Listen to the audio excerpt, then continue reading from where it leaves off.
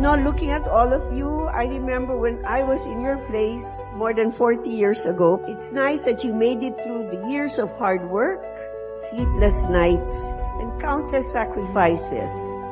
Not just you, but also your families and your loved ones who stood by you every step of the way. Tourism right now contributes close to 8% to our GDP. And that is something that we want to increase. When the national government, the local government, and the private sector work together, hand in hand, not opposite sides, but hand in hand, this is what we can achieve.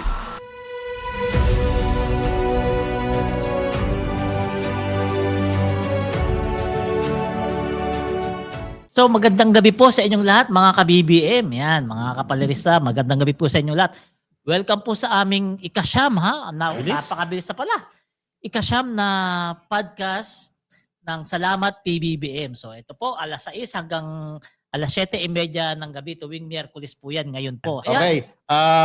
Punta po tayo sa isa sa magandang pag-usapan lagi, no? Si First Lady Liza Araneta Marcos. Nung nakaraan lang, nung July 11, nagpunta po siya sa sa Mariano Marcos State University, no? At doon po siya naanyayahan para maging commencement speaker. And at the same time, nakatanggap po siya ng doctorate degree Honorary, from MMSU, no? Doctorate degree honoris causa. No? Ano masasabi mo diyan, ano? Alam mo, magandang desisyon yan ng Mariano Marcos State University. Kasi ang ganda ng profile ni First Lady. Hindi yung kukuha-kuha ka lang ng commencement speaker no, na walang sinabi. Si First Lady, base doon sa vlog mo sir, nabasa ko, guro, nagtuturo, di ba? Ng abogasya. Bagamat First Lady siya, tulad ng previous administration, hindi tulad ng previous administration, First Lady walang ginagawa. Ito si First Lady, napakaraming projects. For sure, marami siyang masishare. Bilang isang abogado, bilang isang guro, bilang isang public servant na rin, marami siyang maisi-share at tiyak na na-inspire niya yung mga estudyante nagsipagtapos dyan sa MMSU. Kasi First Lady, founder ng law firm yan. Saka hindi lang yan mga kabibim. Dapat lang talaga siya maimbitahan dyan. Kasi etong isang producer natin, si Mark Ian, may nakwento sa akin yan noong mga nakaraan. Kasi ito nag-aral to sa St. Louis sa Baguio. Doon nagtuturo si First Lady. Alam nyo ba? Yung sahod niya sa pagiging professor niya, hindi niya kinukuha. Kinukuha niya tapos itutulong sa mga estudyante. Tama, Mark? O itutulong niya First Lady yung sahod niya sa mga estudyante. Hindi niya ginagamit sa pangsarili niya. Palerista, actually, hindi lang nung nasa St. Louis siya. Simula po siya nagturo, kung di ako nagkakamali, nung naging governor ang kanyang mahal na asawa, si PBBM, no? Lahat ng sweldo niya sa pagtuturo ng law, ginagawa niyang tuition fee or pinamimigay sa mga law students, no? Yun yung kanyang talagang, kumbaga parang niya yung advocacy ni First Lady. Hindi alam ng mga wala tao pa yan. atang kahit 5 ata hindi tumanggap ng salary yan, kundi lahat napunta sa mga Estudyante. deserving law students. At ang alam ko rin, ang gusto ni First Lady no, sa pagtuturo, usually kasi pag nagtuturo ka sa kolehiyo, by courses yan eh. O itong course na ituturo mo. Lahat ng sections yan ang ituturo mo. Pero gusto ni First Lady na masusundan niya yung bata. First year, halimbawa itong subject o itong course yung tinuturo mo, gusto niya by second year, the same person, group of people, yung tuturuan niya para na monitor niya hanggang makapag-take ng bar. Even sa review, tinutulungan niya, sinasagot niya yan. Yung simpleng photocopy ng mga reviewer, sinasagot na ni First Lady. So, bukod pala dun sa salary niya, pati galing pa sa bulsa. Gumagastos pa para sa mga estudyante. Katakot-takot na mga photocopy dyan. Correct. Oo. Sasagutin ni First Lady. Sa totoo lang, yan yung problema ng mga estudyante. Grabe, no? Kasi wala pa naman source of income yan eh. So si First Lady Tapos ang nasasagot. mamahal ng mga libro. Correct, So ang mamahal. ginagawa, pinapaserox na lang sa mura. Photocopy. No? Kaya para makatipid man lang sila kahit papano. At yung mga reviewer, kung magte-take ka na ng bars, ang katerbang mga reviewer yan, at review centers mismo, tinutulungan ni First Lady yan, ma-access ng mga estudyante yan. Kaya itong mga dilis na to, itong mga haters, critics, bashers ng ating First Lady, no? Hindi nila alam kung anong klase, anong karakter nitong ating First Lady, no? Gaya na sinabi ko sa aking sinulat recently lang, no, na viral ngayon, no. Si First Lady po, no, sa aking palagay, ang pinakamagandang nangyari sa Malacanang for the past almost 4 decades. Totoo po yan, wala pong halong bola. No? Sa tingin ko po, Siya po ang pinakamagaling na naging First Lady for the past 4 decades. Siya rin po ang pinaka-effective na First Lady. Correct. Dahil lahat po ng ginagawa, lahat na naisip na gawin ay talagang nangyayari at hindi lang basta nangyayari, kundi yung quality ng Yeah. kanyang output, yung resulta, napakataas po. Hindi straight shooter si First Lady, no? Unang-una ayaw niya yung mga hanky-panky sa mga projects. Prangkahin ka niyan. Papaprangkahin niya. Yun siguro kaya siguro siya na may misunderstood, no? No, kaya siguro siya Ayaw may niya kasi- misunderstood ayaw niya kasi kasi yung mga crook na mga lalo yung mga lalaking crook, hindi nila kaya ang isang babaeng straight shooter eh. Ayaw niya kasi yung parang inuto siya, no? Oo. Ayaw niya yun. Hindi nila kayang i-handle ang isang babae na talagang merong utak, no? At merong tibay din ng kumasabing tibay ng dibdib or guts, no? Talino. At talino, may Talino. utak nga, no? Ngayon ang tanong dyan mga ka-BBM, may naimbitahan ba na mag-speech sa mga graduation doon sa dating 13 na First Lady? Sa tingin nyo, meron ba? 13 yun. Parang wala, no? Sa 13, wala. Wala, no? Bakit kaya? Baka hindi qualified. Siguro. Executive producers, pwede ba natin gawing project yon? Pangalanan yung 13? Ako may kilala clue. po ba kayo mga ka-BBM sa audience? I-comment nyo nga. Pwede nyo nga comment nyo nga yung 13? Puntahan nyo si Ramon Tulfo. May mga clue siya kung sino yung 13 na yan. Okay. Mga ka-BBM, no? Meron naman pong ginawa, no? Kaninang umaga ang ating Pangulo na tiyak, no? Masasabi natin ang kanyang serbisyo ay ramdam natin, no? Ginawa na pong 50% discount ang mga senior citizens at PWD, no? Effective today. Yes. Napakagandang proyekto. No? MRT, LRT. Pero nagtataka ako, ano kayo mangyayari sa korporasyon ng MRT, LRT? Hindi ba kayo mabankrupt na sa dami? ano naman Kasama estudyante dyan, ha? Nauna na kasi. Kasama estudyante dyan. Tapos Oo. ngayon, senior citizens and PWD. Ano naman siya GOCC naman eh. Di ba? Sabagay, Sa sabagay. gobyerno din yan. Oo.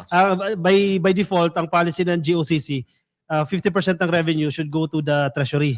Then So, 50% they can use. Yeah, sa operations Malamang, nila kaya doon natin masasabi na subsidized talaga ng gobyerno. ang mga sumasakay sa LRT, MRT. No? Bukod sa subsidized, ito nga, inano pa na 50% na ang senior citizens at PWDs. At saka estudyante. At hindi lang yan ha. Kanina rin, nagamit na po yung Dalian train. Naalala niyo yun? Ano ba yun? Ano ba to yan? Explain Dalian mo nga yung train. Dalian train. Ito yung mga genius nung panahon ni Pinoy na bumili po ng mga bagon, ibig sabihin yung mga train na hindi sukat dun sa riles. So, Hindi ganun po akma, sila hindi katalino. akma, hindi akma. No? Kaninong panahon to? 2014. Kay Pinoy Kay yan. Pinoy pa to. Hindi, ayoko sabihin kay Pinoy. Ayoko sabihin Kay Pinoy. Noynoy. Ayoko sabihin Kay kay Pinoy. Aquino. Baka mapahiya naman eh. Kasi May Sige. video? May video? may video tayo. Sige, tingnan natin yung video, no? Tungkol sa nilungsad ni BBM na 50% discount sa MRT, LRT.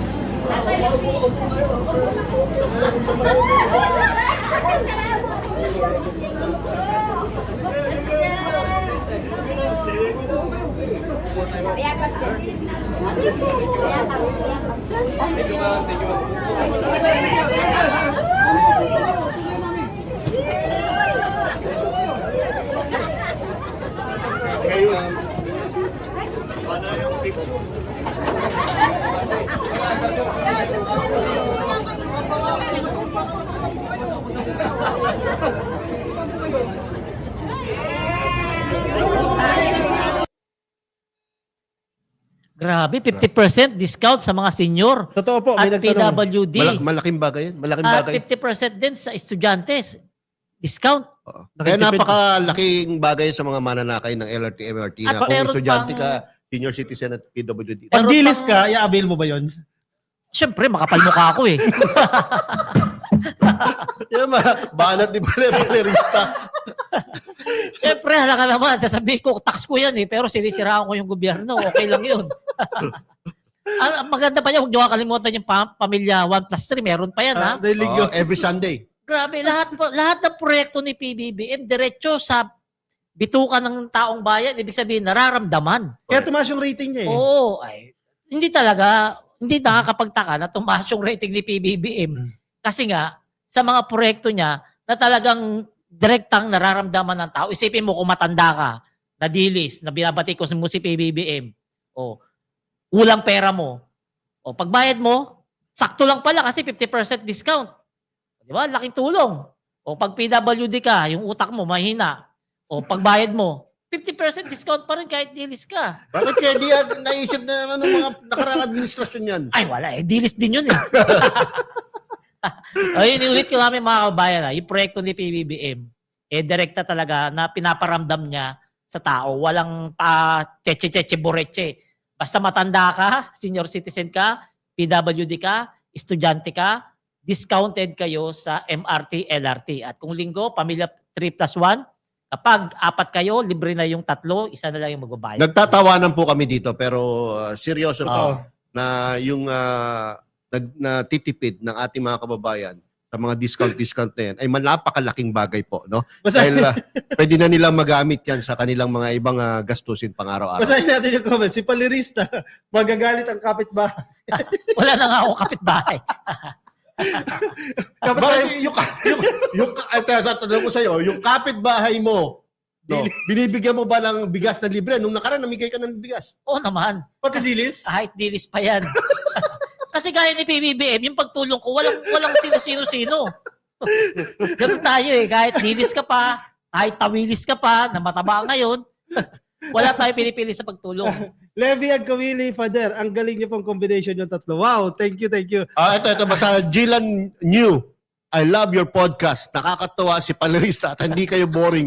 Kahit puro good news lang na ginagawa ng administrasyon ang topic nyo. Ay, correct, Totoo correct. po yan. Totoo po yan. Sawa na kasi kami sa ano. Kung gusto niyo makita yung talagang side ni Kakopi, doon mo panoorin sa vlog niya yan. Dito kasi kami, Dito bawal. dito puro kami good news. Kasi kapag ano-ano kami rito, memo abutin ng producer namin. Pero pumunta na po tayo sa isa pang good news. Ayan. Isa pang proyekto. No? Although itong proyekto na to mga ka-BBM, mga kayayam, ay magiging long-term pa rin. No? Dahil inaasahan ito na ma-implement o mag-ooperate by 2028 bago bumaba sa pwesto ang ating Pangulo. No? Kasi bababa siya ng June 30, 2028. No? Inaasahan niya na itong proyekto na to ay operational na by that time. Kahit partially. Alam niyo ba kung ano yung sinasabi ko? Subway. Yung sa subway? Yan yung Oh, pinuntahan galing namin, namin. Yan yung pinuntahan natin kanina. Muntikan ko na Yan yung mahulaan. pinuntahan natin kanina na Kasama ba? nagkataong kami lang po ang naandun. Wala nang iba. May video na, may video. O may video, may video.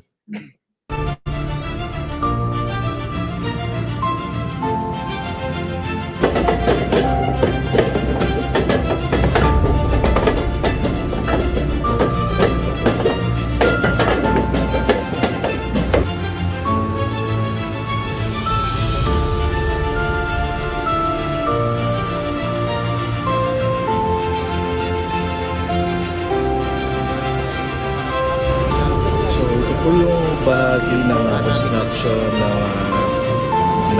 gagawing Metro Manila Subway. So yan po.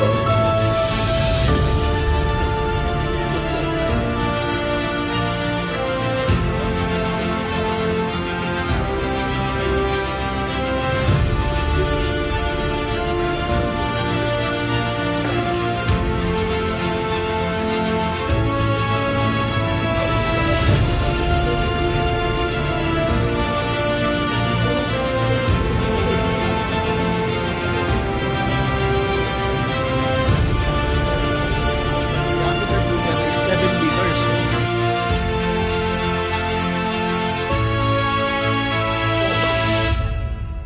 Ang nagawa pala po ay 320 meters. 120 meters. Yes. Actually, to be exact, 325 meters na ang nagawa nila. Ang nalagyan nila ng tunnel. Tapos ang bilog nga niya, ang diameter is 7 meters. So, napakalaki. Nakakamangha, Palerista. So, No, andun kami ni 31 million, andun kanina ang umaga. Kami lang ang vloggers na nasa baba. Kami lang ang inalaw na makababa doon sa tunnel. No? Talagang mamamangha ka. Kaya si PBBM, nung nakita niya yung tunnel, no, very impressed siya. Ang saya-saya ni PBBM Kahit sino ba kanina. naman, kahit sino Oo. ba. At ang kagandahan doon, galing na galing siya sa Japanese technology, sa mga Hapon. Ito mga... Pero mga- Palerista, alam mo ba, meron na mga Filipinos na mga engineers doon na ang gagaling na rin Oh? dahil tinuturuan na ng mga Hapon.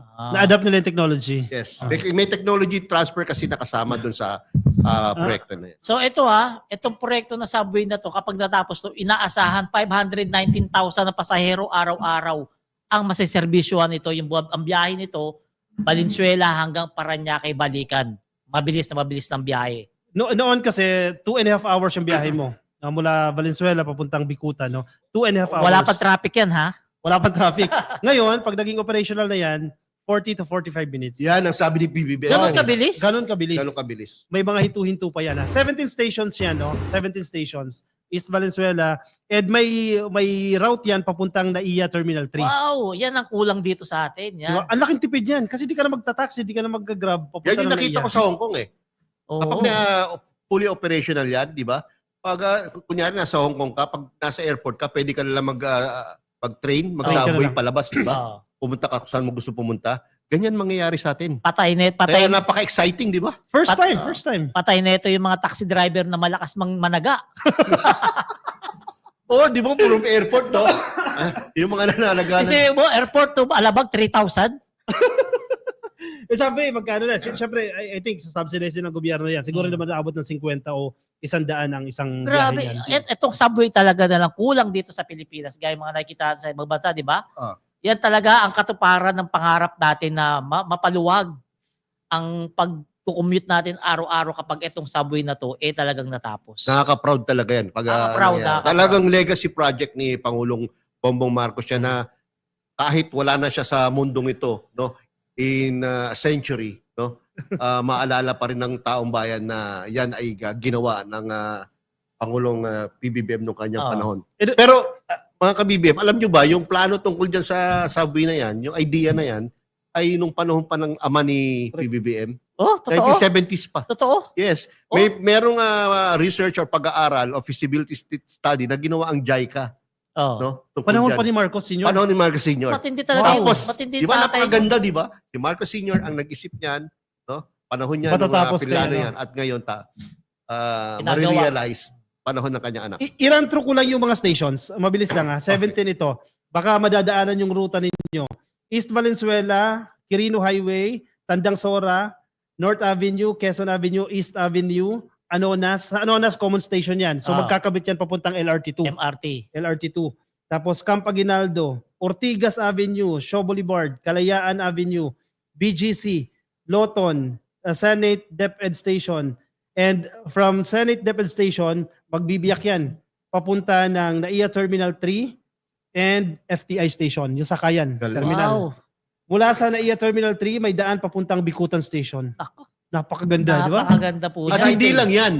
Kapag natapos lahat yan ng MRT na yan, LRT na yan, at ang subway, lahat yan po magkakaroon ng connection. Oh. Kaya Parang ibang maglalakad-lakad bansa. ka na lang po sa lipat-lipat ka lang kung saan ka talaga papunta. Grabe. Di ba napakaganda? Tapos sabi ni PBBM, mamadaliin, hopefully matapos bago matapos yung kanyang term. Grabe, ngayon ko lang nalaman, kabibib. Paano, ang nagtano pala niyan, si Ferdinand Marcos Sr. Oh, yan. Tama si Rowie Kong Gunda. 1973 1973 ginawa ng study. Grabe, JICA. matindi talaga yung tatay ni PBBM, no? Malupit mag-isip Matindi yun. talaga yung Matindi tatay, no? talaga yun. Tinulugan Kaya kasi. hindi rin magtataka kung yung bunga o yung anak ay matindi rin mag-isip. Grabe, Ganda. bilib ako sa tatay. Galing. O siya, sige. Dumako tayo sa ating third topic. Naku, mapapabilib na naman kayo dito. Alam niyo yung mga nawawalang sabongero. Malungkot ito pero kahit papano nagkakaroon po tayo ng pag-asa. For the longest time, panahon ni Digong, tinulugan yan. Yung mga kamag-anak ng mga nawawalang sabongero, nawalan na ng pag-asa. Kasi wala silang hustisya na nakamit during the previous administration. Pero this administration, committed po ang ating gobyerno na tulungan sila mahanap yung hustisya. Alam mo Teka dito, muna, ano lang, singit lang ako, palerista. Bakit naman panahon ni PBBM palagi na yung lahat ng problema na iniwan ng mga nakaraang administrasyon, siya nagsosolve. Yung bagon, oh. noon, 2014. Dalian train. Bumili ng Dalian na train, no? Na hindi sukat dun sa Riles. No? Ito naman, mga sabungero, panahon naman ni Digong, no? Siya na naman ang nagsosolve. Alam mo, Bakit ganun? alam mo sagot diyan? Bakit? Matino kasi si PBBM, protektado siya ng Diyos, binibigyan siya ng wisdom ng Diyos. Ayun. Ganun yun. Kaya lahat ng ginagawa niya, At least hindi kasi minumura Totoo. yung Diyos. ay, hindi, murahin mo ba Diyos? Tutulungan ka ba? Yun, kulong nga, oh. Kaya nga nakulong, eh. Di ba? Di ba? Si BBM, hindi niya minumura yung Diyos, kaya binibigyan siya ng wisdom ng Diyos. Kung isa, minura yung Diyos, ayun, natutulog sa kulungan na mahimbing. Tiyak may magsasabi niya, magko-comment niya, tama si Paler. Tama si Palerista. Ano masabi mo, Oka Coffee? Mas agree ako doon sa binibigyan ng wisdom ang presidente. Oo. May divine intervention pa rin. And yung commitment ng presidente, seryoso itong usapin na to. Diba, hustisya ang hinahanap natin dito. Bigay natin yung hustisya. Tama. Di, yung isa rin, habang nasa kulungan, binibigyan ng divine intervention, siya sabi, huy, lifetime ka na dyan.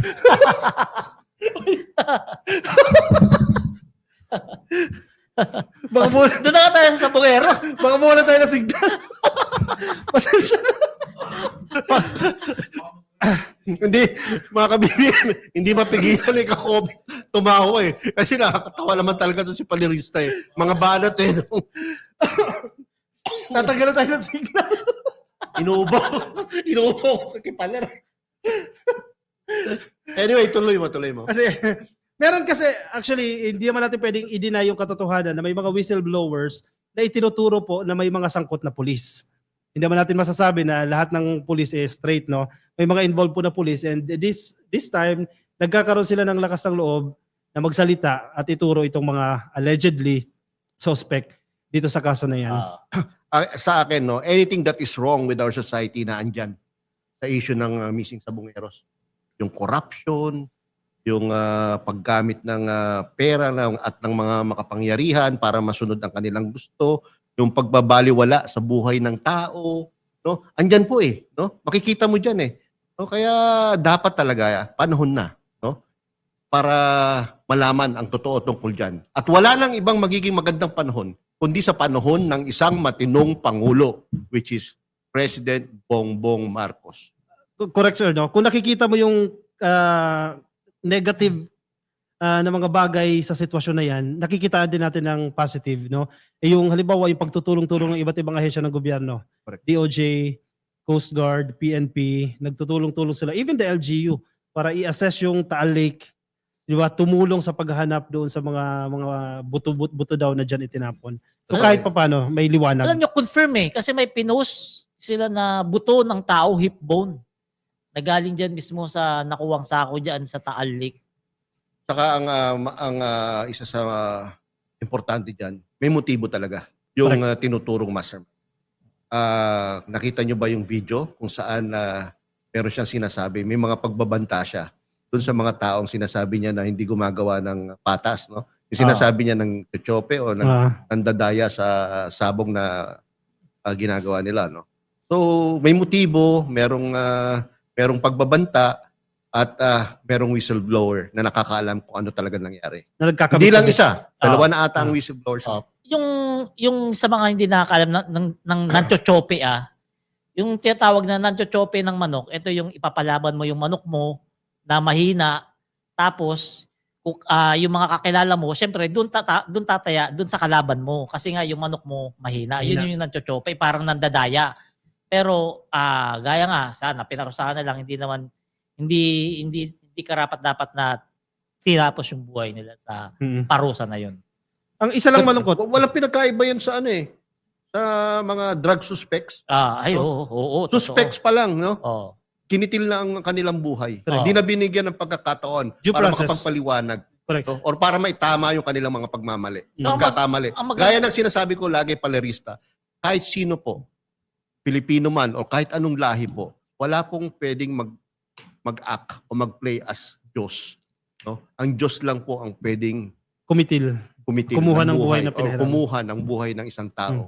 Ang nakakalungkot lang, may mga DDS na ang ginagawa nilang narrative tanim buto raw ito, planted daw po yung mga ebidensya. Isipin niyo yung mga kamag-anak na nawawala yung kanilang pamilya for the longest time, hindi nila mahanap. Tapos sasabihin niyo planted lang Oh, yung mga alam mo ba ebidensya. sinasabi nila planted? Kasi nakita nilang mga sako bago daw yung mga sako, hindi daw Hindi nila hindi daw naintindihan nasira. yun. Hindi nila naintindihan yung Ah. partner. Kasi nga hindi naintindihan kasi dilis nga. Oh. Yung utak ng dilis napakaliit. Bakit diba? daw malinis Kung yung sako? meron man, no? Bakit malinis Ganito daw yung kasi sako? yung paliwanag niya mga kabibem. Yung nakuwang sako, kulay itim na talaga yun. Ngayon, nung tinanggal yung mga specimen doon, yung mga buto doon sa sako na maitim, ipinatong yung malinis na sako doon sa itim na Para sako makita. para makita yung item na talagang buto, na talagang kung anong itsura malinaw. Kasi pag yun ipinatong mo sa may pinanggalingang sako, hindi mo madidistinguish kasi nga pares ng kulay. Or kung yung nakikita niyo yung sakong orange na maganda, no? Gamit po talaga ng mga diversion. Kapag meron po sila nakukuha sa ilalim ng tubig, doon po nila nilalagay yung kanilang mga nakukuha. Especially kapag ebidensya po yan or Oo. specimen. No? Doon po nila ilalagay yon to protect po yung mga nakuha nilang ebidensya. Hindi po talaga luma yun na masisira. No? Bago po kasi yung orange na mga sako na yon. Kasi kung marupok na yung sako, mamaya anurin pa yung laman nun. Correct. Di ba? Kaya matapon habang Correct. hawak-hawak nila pa angat sa lupa yung yung sako na nakuha nila. Kung sira-sira na nga, di matatapon, mahirapan pa sila matatapon yung mga laman ng sako. Kaya nilalagay po yun dun sa kanilang lalagyan talaga bilang diverse. Total, pinag-uusapan na rin natin yung sabong. Dumako naman tayo dito sa online gambling. Kasi Ayan. medyo mainit-init na usapin din ito. No? Medyo masalimumot din yan. Recently, ang DICT, nagkaroon po sila ng babala sa mga content creator, lalo na po yung mga celebrity na nagpo-promote pa ng illegal gambling. Pinaalalahanan po sila. Kilala namin kayo. I-take down ninyo yung mga content ninyo na nagpo-promote ng illegal gambling. And magkakaroon din po ng mga adjustments sa mga pagpo-promote ng sugal. Kasi malaking factor itong sugal eh. Pero kinakailangan din natin ito balansehin eh. Kasi in a way, may contribution ito, may factor ito sa ating ekonomiya. At the same time, may social cost din naman. Itong mga online sugal. Kung ako lang tatanungin, higpitan na lang to, bigyan na lang ng matinding restriction kaysa sa total ban kasi maraming malaking natutulong nito sa atin. Ngayon, kapag ito ay tinotal ban talaga rito sa Pilipinas, hindi pa rin mawawala yan. Magiging illegal lang yung mga yan. So, hindi ka nag-agree sa total banning? Ako opinion ko yun. Hindi. Ako, Kasi malaki yung natutulong niyan sa atin. Ako may mga Budget post yan. ako tungkol sa online gambling. No? Talagang tinututulan ko yan. No? Dahil na yung mga celebrities na ginagamit yung kanilang kasikatan para enganyuhin na magsugal ang kanilang mga followers. Yung mali po sa akin yun. No? Hindi po dapat ganun. Ang laki ng kanilang kinikita. Oo. Tapos iniengganyo nila yung mga tao na magsugal. At ang nangyayari, yung mga tao na nagsusugal na yun, nalululong.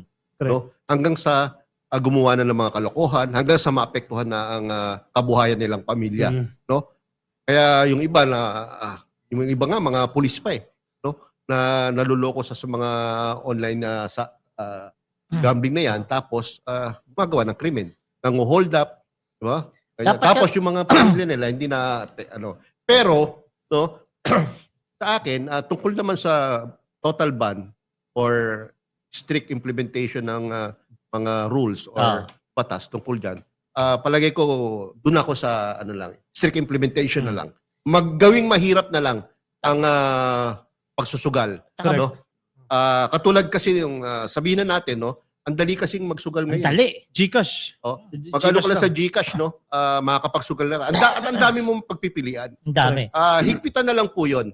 At para naman hindi mawala yung at least 200 billion pesos na kinikita ng gobyerno sa mga sugal na yan, na pera na ginagamit din naman sa serbisyo sa mga taong bayan.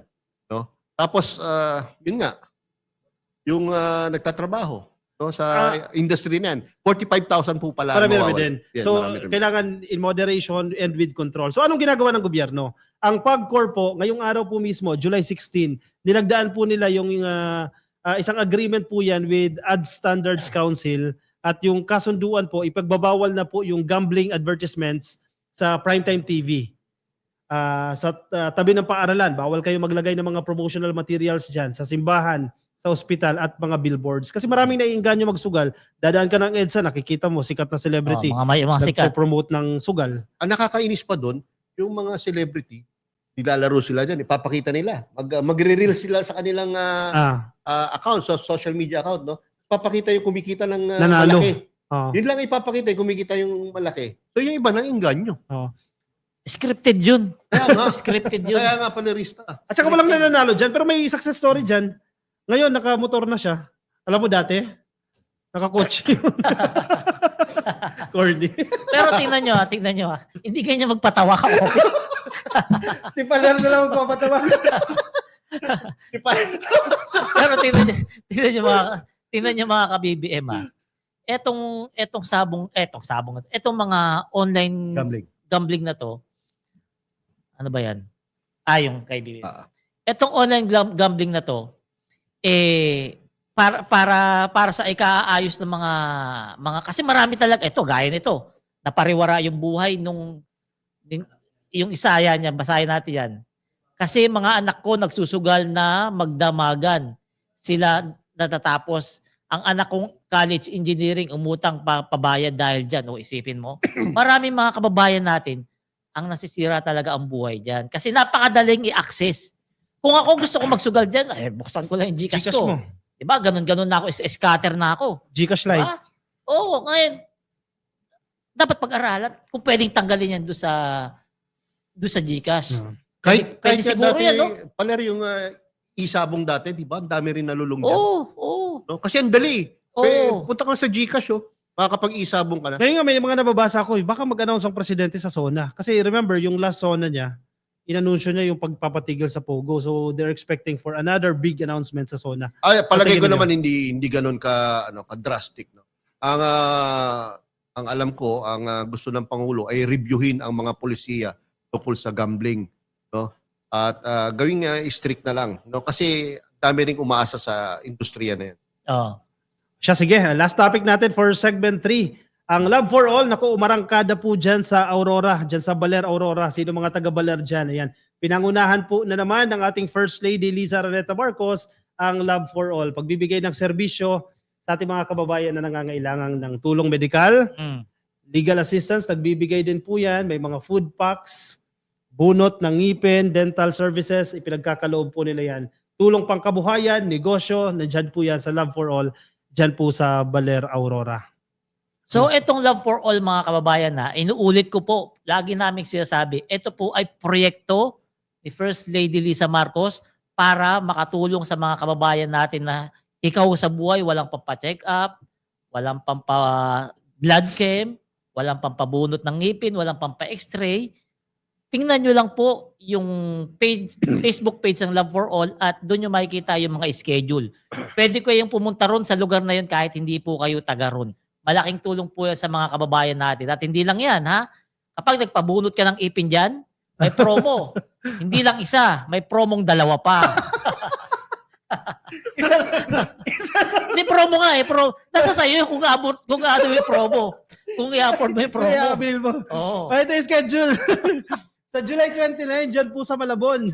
August 12, dyan sa Candon, Ilocos Sur. Wow. Ilocos Sana Sur. mapuntahan natin August dyan. 26, dito lang sa San Juan City. Ayan, sana Wow. mapuntahan natin sa August 26. Sakto yung August 12 na yan, para masarap pumunta dyan. Parang sabi mo yung promo sa amin yung punerarya.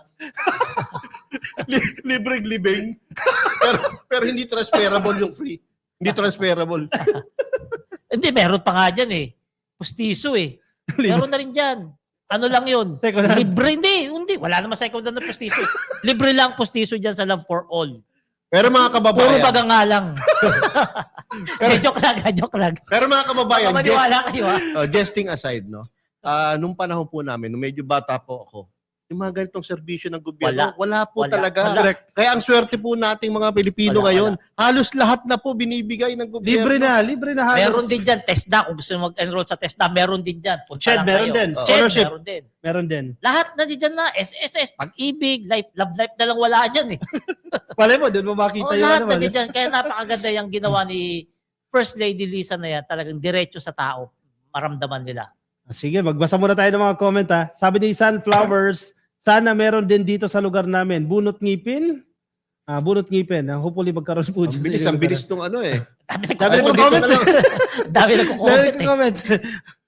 Yung kapatid ko, nalulong din dyan sa gambling online. Pati pera na saving ko na bay. Pati ang aming, ano yan? Lupa, nabenta dahil sa- Oh, totoo yan. Yun Sino yan? yun ang masama. Joy, sino yan? Joy. Angkon. Joy Angkon. Totoo po yan, Ma'am Joy. Naku, nakakalungkot naman po yan. Alam nyo kasi mga kabibim, yung gambling addiction, yung gambling addiction, parang di addiction ng ano yan eh. Droga. Sa droga, sa alak, no? Kaya talagang, ano po, mahirap po yung ma-addict sa... Natatandaan niyo yung Resorts World na sinunog? Gambling addiction din yun eh. Gambling addiction yun. Hindi niya na kinaya eh. Hindi niya na kinaya. Oo. Star Barrett, watching from Italy, proud to be a Marcos supporter. Mabuhay po kayong mga vloggers ng Pilipinas. Shoutout po sa inyo. Pero madali makilala yung mga ganyan nagsusugal, yung palautang, mahilig mangutang, tapos mahilig magpajikas. Yan yung mga sintomas na nalululong yung tao sa Tsaka sugal. nagsisinungaling. Oh, yan. Kaya Dyan. ibabalik agad, tapos hindi naman agad ibabalik. Ha? Eto, merong comment si Bebang. Alam ko yung totoong hangarin ni PBBM para sa mga Pilipino sa may hirap na makamit din ang kanilang pangarap sa totoong gobyerno. Ay, Correct. tama yun. Agree. Maganda yung comment, maganda. Gambling is a curse, sabi ni Rosemary Esteban, sana maban na lang watching from Italy. Star Barrett, watching, ayan siya, no? Siya na ba yan sinabi mo? Kanina. Okay. Italy na naman. Francisco Mibalo. Si Rosemary Esteban, gambling is a curse. Sana maban na lang watching you from Italy. Ang dami naman taga-Italy nanonood sa atin. Parang sinasabi nyo, pumunta kami dyan ah. Oo, Sagot ninyo ah. Comment nyo nga uli kung nasan po kayo. At Sa bago- Italy.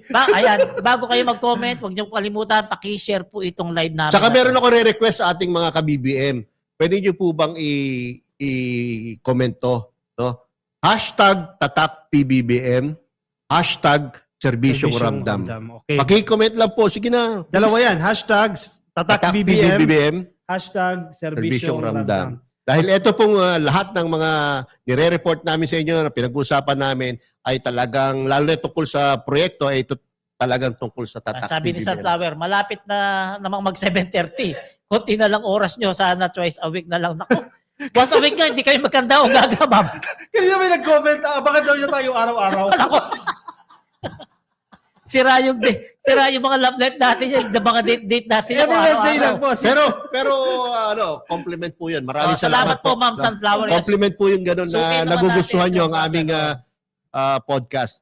Sige, ipakita na natin ito.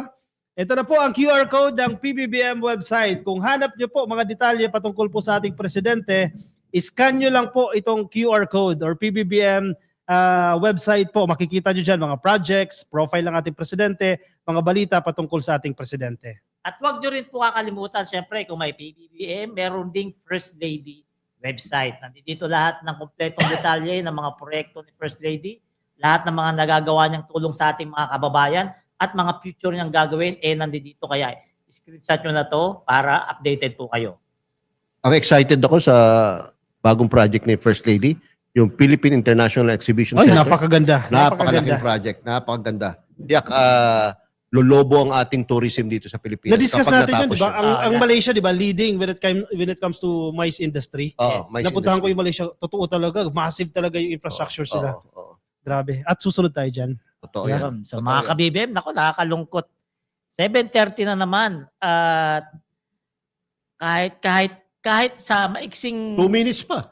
ano oras na ba? 1 minute na lang. 1 minute na lang. Sakto lang yan. Hindi, gusto ko pa eh. Gusto ko pa gusto ko pa marinig yung mga jokes. Hindi, ni Paler. basa pa tayo ng comment. Sabi ni Blanca Gay, I'm always watching you three. Ang bilis ah. Saan na yun? Kahit madaling araw dito, Sa California yan. sa California. Yan, pinapanood ko kayo. Salamat po. Ang bagong Pilipinas Studios, nakikinig din po sa atin. Oy, mga ka-BBM, i-follow po natin. Bagong Pilipinas Studios. Dito po kami nagsushoot. Ito sabi Search lang ni po. Norma Ranay Paler, mami ko yan. Talagang nakakabilib si PBBM, walang iniisip kundi kapakanan ng mga Pilipino. Ayan. Itong mami ko, kapag matindi yung mga sinasabi ko sa live, pinapagalitan ako net. Talaga. Oo, Expect mo mamaya. pinapagalitan ako. Kaya, Lagot ka kay mami kaya medyo, mamaya. pag nandiyan yan, pag nandiyan nanonood, sabi ko, medyo malumanay salita natin. Ana Catalan. Oy, kamag-anak mo ba to, Lex? Ana Catalan Besinyo. Good evening, mga ka-BBM. Oh, Sabi ni Evelyn Santiago de Jesus na late ako. So, wag po Habol, kayo habol. magpa-late. Next week po, 6 p.m. po. No? At 6 may p.m. replay naman to, share nyo na rin po. Pwede nyo Bago nang panoorin ulit. Ah. No? At i-share nyo lang po. So yan po, 7:30 na. Legit na po talaga, 7:30. Ano yun? Ano yun? Bahala ka dyan. Basahin mo, basahin mo. Ma'am Tess Fernandez sa Hagon, extend po na 30 minutes, bitid talaga. Nagre-ready pa ako for work pero tune in. Bahala ka dyan.